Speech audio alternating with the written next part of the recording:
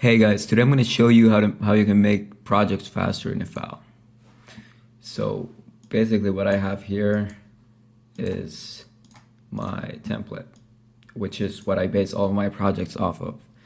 So that when I open a new project, I get this, which is really useful for saving time and not having to worry about setting up all the names and sidechaining and linking, and you get the point. So I guess I'll start with the sidechaining. So here I have one sidechaining input for kick and one for snare separately, so that if you want a bit less sidechain for snare or whatever, you can do that. I'm gonna have a download for this, by the way. But it's not gonna work unless you have like FL 11.04. So,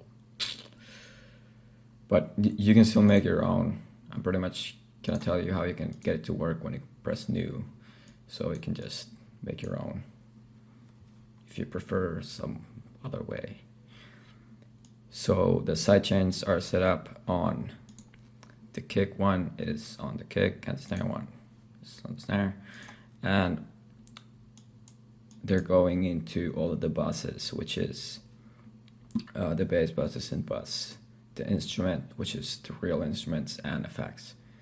In the real instruments, they're not actually on because I prefer not having sidechain on real instruments. It just kind of takes away the realness. I don't know. So I'm gonna show here, for example, on the bass, on the kick, there's quite a bit. So basically, to get this to work, you have to choose the kick that you set up on it. And as you can see, it's not set on the master, so you're not actually getting any sound from the sample, which is just some random sample in FL. Everyone should have that, so if you download this, don't worry. And that's going into the EQ sidechain. Actually, yeah, here I just have something. I'll put the kick on the bass so that you can just see kind of what it's doing.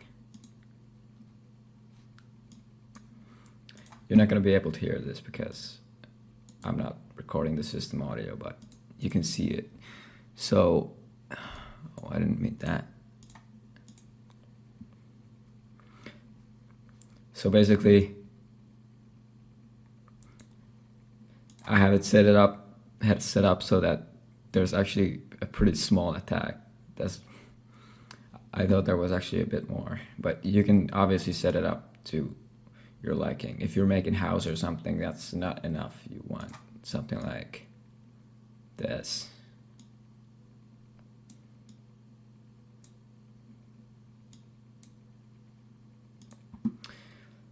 Yeah, you can do whatever with that.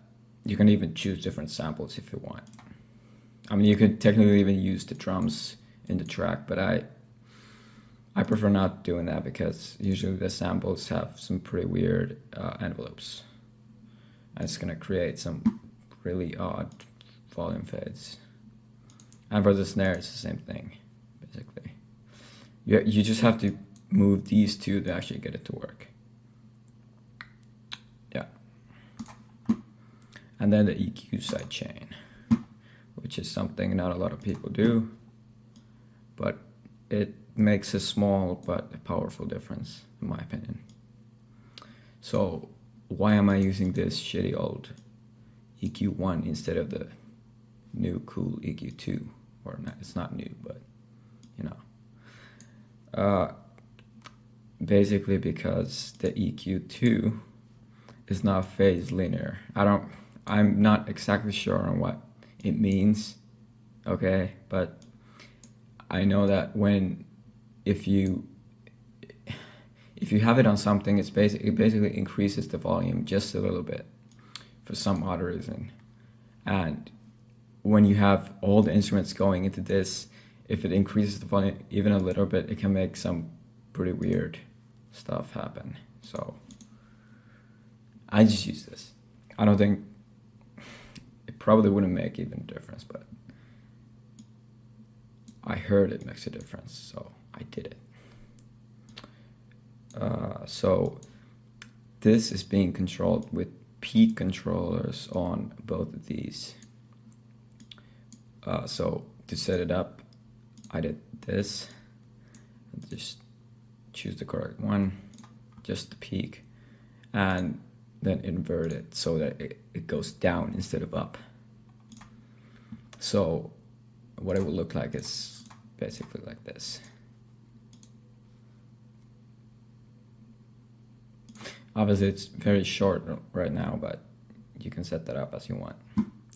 So if I wanted more,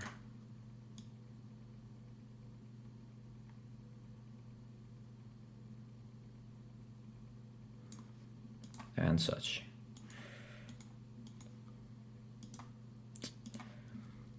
So yeah, I have all of these set up like that, and then except for the drum bus, which is going into master in. I have two masters for some odd reason. I guess I want to record all the Edison stuff in one,